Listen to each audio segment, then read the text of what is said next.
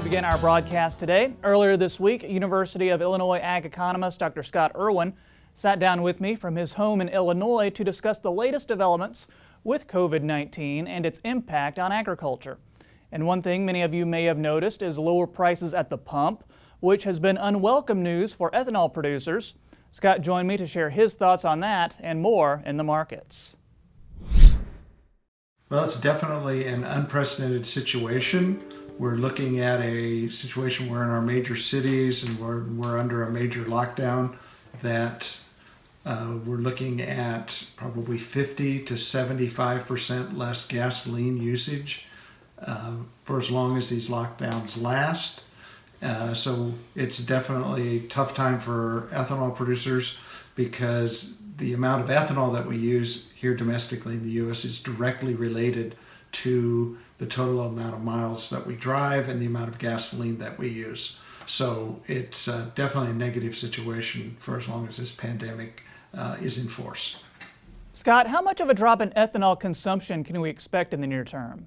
Well, we did an analysis that we released late last week that indicates, someplace between 800 million gallons and 1 billion gallons if the restrictions last through all the way through April, which it looks like they're going to now, and part of May.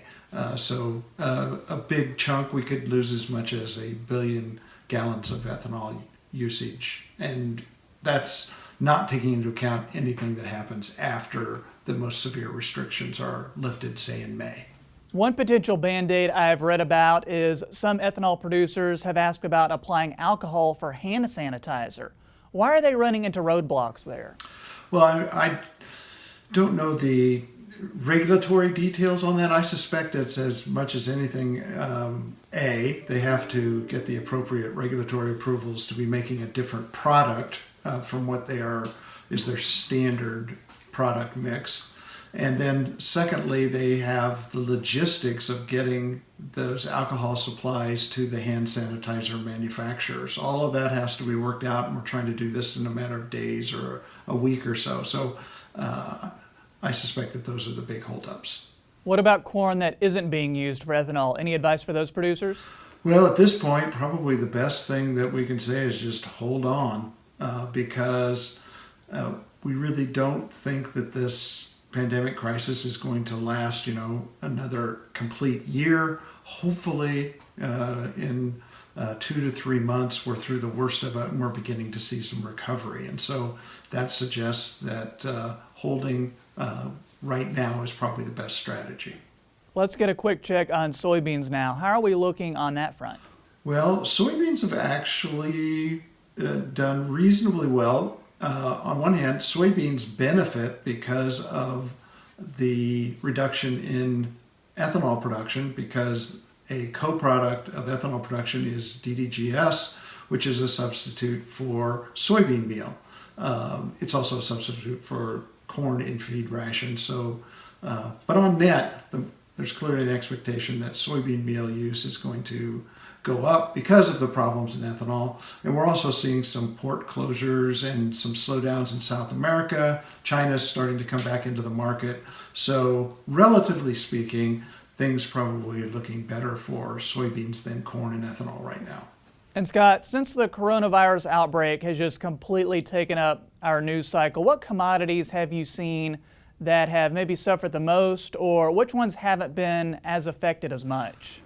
Well, crude oil is taking the biggest hit because it's got the coronavirus economic impact plus a price war between Russia and Saudi Arabia going on. So that's definitely the worst. The price there is down over 60% right now from where we started at the beginning of the year. Livestock, live cattle and lean hog futures are now down about the same as the stock market, between 20 and 25%. And we see corn and soybeans more in that 10 to 15% range. And the one standout is wheat. We now see no net loss as we've seen a major recovery in wheat prices as people are basically raiding our grocery stores for wheat and bakery products. And I know it's still early with this pandemic, so answer this question the best you can. How long of a recovery do you think we're looking at?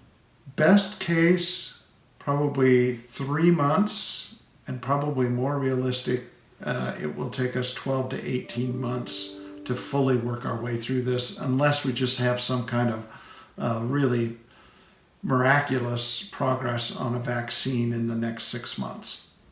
Finally, Scott, can you leave us with some good news for producers who are trying to make decisions in these tough times? Are there any opportunities for them? Well, it's been kind of hidden, but there's been some really good news on the renewable fuels obligations, the RFS. A court case was ruled on in recent weeks, and we've had this huge controversy over small refinery exemptions for the renewable fuel standards, and the court ruling effectively killed that program, which was a source of so much anger and political heat here in the Corn Belt. And once we get through this pandemic, it looks like we're going to have probably much fuller implementation of those RFS standards than we thought just a few weeks ago.